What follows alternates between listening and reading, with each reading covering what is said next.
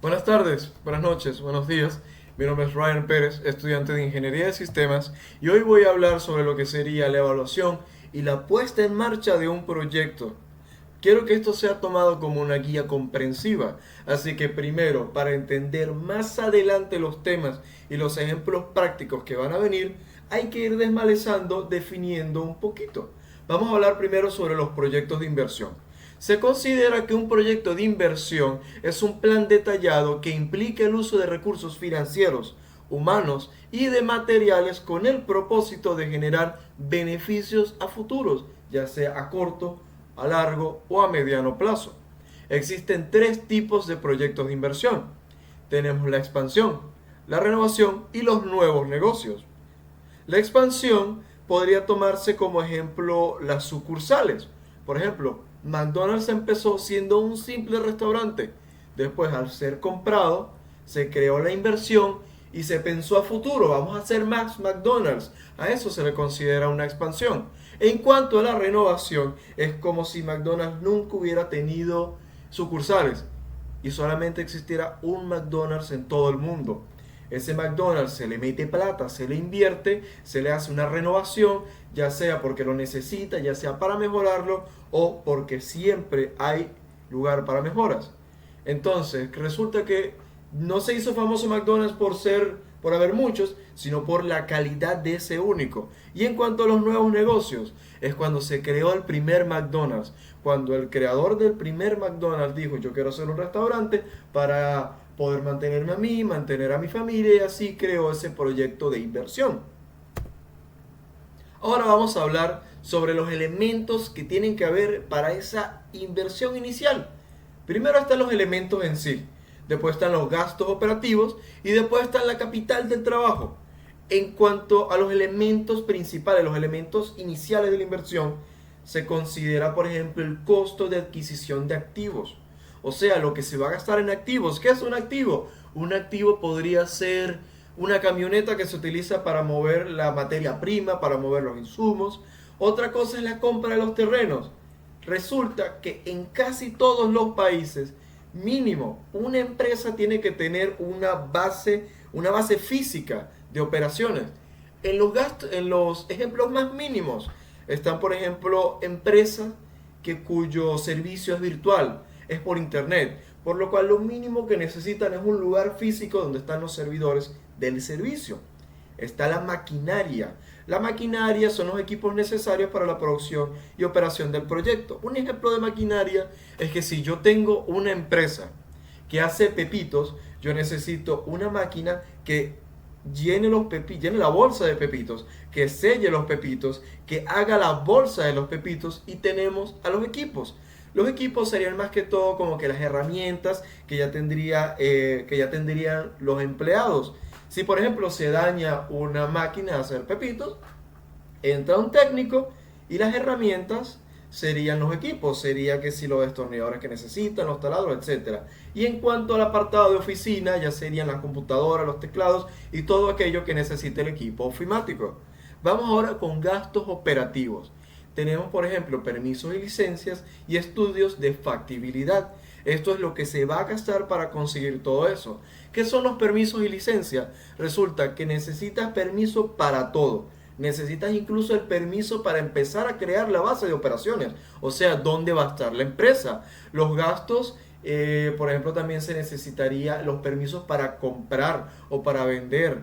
Y en cuanto a los estudios de factibilidad, se refiere a los análisis detallados que podría venir por parte del equipo de contabilidad, por parte del equipo administrativo, etcétera. Después está sobre la capital del trabajo, que es cuando vienen los insumos y las materias primas. Vamos a definir qué es cada uno. De un lado tenemos los insumos.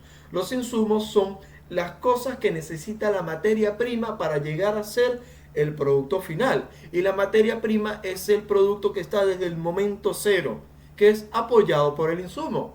Por ejemplo, en una panadería los insumos serían la sal, el agua, eh, podría ser también las bandejas. Pero, ¿qué es la materia prima? La materia prima es el que está desde el momento cero. ¿Qué es lo que está desde el momento cero? La harina. La harina está desde el momento cero, por eso se le considera materia prima. Ahora hablamos sobre los cálculos horas hombres de un proyecto. Aquí hay mucho texto, vamos a reducirlo. Este es un cálculo matemático que se utiliza para estimar cuánto tardará un equipo de trabajo en hacer su trabajo. Por ejemplo, sabemos que los métodos de cálculo serían, por ejemplo, la estimación basada en tareas y el uso de software de gestión de proyectos. Por ejemplo, también tenemos un ejemplo práctico que sería la fórmula de toda la vida, que es horas de trabajo por trabajadores. Por ejemplo, si vamos a calcular cuánto tardan 4 trabajadores en instalar una ventana y se sabe que tardan 2 horas por ventana, sería 2 horas por 4 trabajadores, serían 8 horas hombre trabajo. Aquí es cuando entra un poquito el tema de los métodos de cálculo. Por un lado tenemos las herramientas como Microsoft Project, Trello y Asana. Estas son herramientas que basadas en acontecimientos históricos, no literalmente acontecimientos históricos, se refiere como que al traqueo que ha hecho sobre los trabajos previos. Por ejemplo, resulta que la semana pasada para crear un programa el equipo de trabajo duró 1 hora. Pero resulta que esta semana vamos a cambiar en las computadoras para tratar de reducir esa hora a media hora. Entonces esta semana, gracias al nuevo equipamiento, fue media hora. La siguiente semana fueron 40 minutos y la que viene arriba son 35 minutos. Resulta que estos programas van a tratar de sacar el estimado, o sea, la media, en base a las 3 últimas semanas, ya sea 40, 35 y 30 minutos, para decir, este equipo de trabajo va a durar tanto haciendo este trabajo. Esto ayuda mucho a la eficiencia y a la organización del trabajo. Ahora hablemos sobre el cálculo de interés simple de un proyecto. Aquí también hay mucho texto. Vamos a simplificarlo mucho. Primero vamos a leer la fórmula. Tenemos que para calcular el interés tenemos que multiplicar el monto inicial por la tasa de interés y después por el tiempo en años. O sea, que si por ejemplo nosotros tenemos un monto inicial para un proyecto de $50,000, vamos a meter $50,000 para hacer una panadería. Y resulta que queremos cobrar una tasa de interés anual, o nos van a cobrar una tasa de interés anual del 5%, o lo que es igual al 0.05%. Y queremos calcular cuánto nos va a dar eso en 2 años. Aquí es cuando entra la fórmula. El cálculo de interés I es igual a $50,000, que sería el monto inicial, por 0.05, que es la tasa de interés anual, por 2, que serían los años, da $5,000. O sea que el interés simple acumulado en 2 años sería de $5,000. Vamos a hablar un poco ahora de lo que sería la rentabilidad de un proyecto. Conocemos la rentabilidad de un proyecto, significa que es la capacidad de un proyecto para generar beneficios en su relación con su costo. Y resulta que esto no siempre es monetario. Ahí entran, por ejemplo, las ONG, entran, por ejemplo, bueno, sí, lo que acabo de decir, las organizaciones sin lucro. Pero también necesitamos ver cuánto sería a punto de vista económico. Sería el beneficio neto tras reducir los costos operativos. La parte financiera, o sea, cómo se va a rentar, qué tan rentable va a ser este proyecto desde un punto de vista financiero, o sea, el rendimiento sobre la inversión inicial y el impacto social, que ahí es cuando entran las ONG, que es, por ejemplo, de que esta empresa no da para más, no genera dinero. Pero resulta que hay inversores que le interesa de que su sociedad o que el lugar donde se está haciendo este proyecto se beneficie de esa manera, que ya sea por ejemplo un impacto social en base a ayudar a la educación, a ayudar a los más necesitados, a las personas enfermas. Y tenemos 2 métodos de evaluación, que está el análisis de costo-beneficio, que es la comparación de costos totales con el beneficio esperado, y está el margen de ganancia, que es el porcentaje de beneficio respecto a los ingresos totales. Vamos a hablar sobre la tasa de rentabilidad y de retorno de un proyecto. Para esto hay que entender que la tasa de rentabilidad es el beneficio sobre la inversión inicial. Se calcula la tasa de rentabilidad con la fórmula de beneficio neto dividido entre inversión inicial por 100. También tenemos la tasa de retorno, que bueno, sería el tiempo para recuperar la inversión inicial. Y para esto se calculan, pero para esto entran en juego dos fórmulas. Estaría la del VAN y estaría la del TIR. La del VAN sería el descuento de flujos de caja futuros y la del TIR es la tasa que hace que el VAN sea cero. Entonces vamos a ver un ejemplo práctico aquí. Tengo un flujo de caja anual de $20,000 por 5 años con una inversión inicial de $80,000 y la TIR calculada será del 12%. Entonces, una vez llegado a la conclusión, sería que el proyecto es rentable sí o sí si TIR es menor a la tasa de descuento. Ahora vamos a hablar un poco sobre lo que es la evaluación y puesta en marcha del proyecto. Vamos primero a ver sobre lo que son los pasos para la evaluación y después lo que es la implementación del proyecto. Vamos a hablar sobre el análisis de viabilidad. Aquí existe la técnica, la economía y la parte financiera. La parte técnica asegura que el proyecto es técnicamente realizable, o sea que sí o sí se puede realizar, de que no es algo improbable, de que no es algo que se va a hacer a la práctica y se va a parar en cierto punto porque ya no da para más o porque es imposible de que siga. Y en la parte económica, evalúa si los beneficios superan el costo. O sea, si mi inversión, ya sea X, va a ser doblada, triplicada o me va a dar un porcentaje que me beneficie o siquiera si va a superarse, si se va a recuperar. También vamos a hablar de la parte financiera. Esta comprueba la disponibilidad y el costo de la capital. O sea, tenemos nosotros el financiamiento para hacer esto. Podemos conseguirlo. En cuanto al estudio de mercado, hay que evaluar la demanda, la competencia y los precios. Vamos a hablar un poco sobre la demanda. ¿Qué es la demanda en un mercado? Por ejemplo, si yo vendo teléfonos, tengo que empezar a evaluar la demanda de teléfonos que hay en el mercado en el que yo quiero entrar. O siquiera si existe demanda de teléfonos. ¿Por qué? Porque si no hay demanda de teléfonos, nadie va a comprar teléfonos.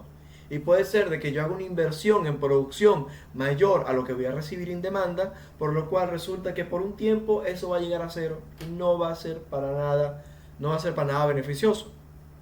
Hay productos que sí o sí siempre van a tener demanda, ya sea por ejemplo un jabón, son cosas, o la pasta de dientes o la comida, son cosas que el ser humano necesita sí o sí para vivir o el mundo necesita sí o sí para girar sin que explote.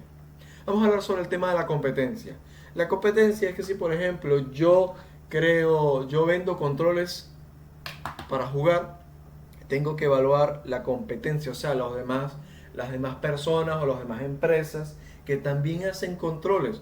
Tengo que evaluarlas para poder ver quién es mejor, cómo puedo aprender, dónde me puedo meter, qué puedo hacer y, por ejemplo, cuál sería el estándar del mercado. Porque aprendiendo de otros es que podemos crecer. Y en cuanto a los precios, hay que determinar los precios. Yo en mi escuela de pensamiento me gusta pensar que los precios se determinan en base a la demanda, en base a la oferencia y en base al costo de producción. ¿Por qué? Porque si yo, por ejemplo, creo o empiezo a vender un tomate, no, vamos a poner un ejemplo que yo acabo de usar, empiezo a vender esto y hago 100 y me costó $100 hacer todo eso, hacer 100.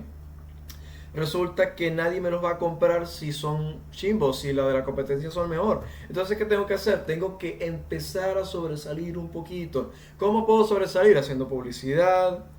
Puedo bajar un poco el precio y bajar el precio hace que las personas tengan interés, lo cual pueda elevar la demanda del producto. Entonces, por ejemplo, si resulta que no los pude vender a $2 cada uno para tener un retorno del 100%, o sea, $200, coño, voy a tener que venderlo, no sé, a 1.5 para entonces poder tener un retorno del 50% y haber tenido costo más ganancia, bueno, tener 150 partiendo desde $100. Y en cuanto a la oferencia, o sea, ¿qué tanto se ofrece esos productos por aquí? ¿Quién más ofrece ese producto? Vamos a hablar un poco también sobre el análisis financiero. Como dije hace rato, significa, ¿tenemos nosotros esa plata? ¿Podemos conseguirla? Vamos a hablar sobre lo que es la proyección de ingresos y gastos, ya sea las estimaciones detalladas de flujos, de caja futuros y los indicadores financieros. Por ejemplo, se evalúan, ya como dije, usando el BAN y el TIR y el periodo de recuperación. Ahora hablemos sobre la implementación del proyecto. Para esto se necesita sí o sí una planificación que se mantenga y que no se vaya afectando, y que la única forma de que se afecte es porque ya no haya de otra. Por ejemplo, para eso se necesita un cronograma. De tal a tal fecha vamos a comprar esto, de tal a tal fecha vamos a pasarlo por esto y así. En cuanto a la gestión de riesgos, sí o sí siempre hay que tratar de identificar los riesgos para ver si es buena idea hacer el proyecto, si los riesgos no nos pueden tumbar el proyecto o si de verdad vale la pena en base a los riesgos. La gestión humana, perdón, la gestión de recursos. Hay que conseguir trabajadores, o sea, humanos, hay que conseguir materiales y financieros, o sea, financiamiento. Y en cuanto al monitoreo y control, bueno, significa que siempre tiene que haber alguien ahí pendiente. Por ejemplo, ¿quién puede ser alguien que pueda estar pendiente de un proyecto? Un ingeniero de sistemas. ¿Por qué? Porque un ingeniero de sistemas en el ámbito empresarial también se destaca por ser un administrador y por ser alguien que evalúa el sistema que ya se está creando o el sistema que ya existe. También puede ser líder de proyecto. Por ejemplo, como el ingeniero de sistemas tiene conocimientos amplios en diferentes temas y resulta que hay dos encargados de estadísticas, dos ingenieros más y dos matemáticos. Como él tiene conocimiento en un poquito de cada una de las cosas, puede ayudarlo a que todo eso se solidifique en un buen equipo de trabajo. Y bueno, de verdad que muchas gracias por su tiempo. Esto fue todo.